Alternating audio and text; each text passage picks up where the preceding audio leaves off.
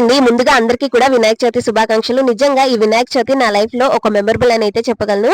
ఈ రోజు అయితే నాకు సిల్వర్ ప్లే బటన్ వచ్చిందండి. అది కూడా వినాయక చవితి నేను తీసుకోవడం అనేది చాలా హ్యాపీగా ఉందన్నమాట.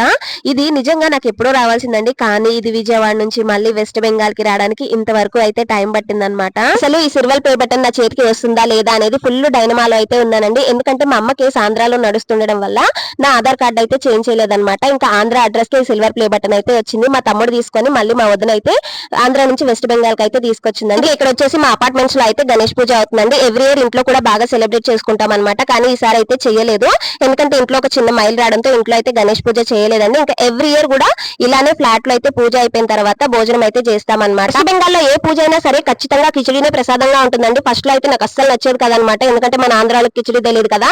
ఇప్పుడైతే కిచిడీనే నా ఫేవరెట్ ఫుడ్ అనమాట. ఇంకా సిల్వర్ ప్లే బటన్ అయితే ఓపెన్ చేయలేదు, ఒక స్పెషల్ పర్సన్ అయితే ఓపెన్ చేస్తారు. వీడియో నచ్చితే లైక్ చేయండి, ఛానల్ సబ్స్క్రైబ్ చేసుకోండి.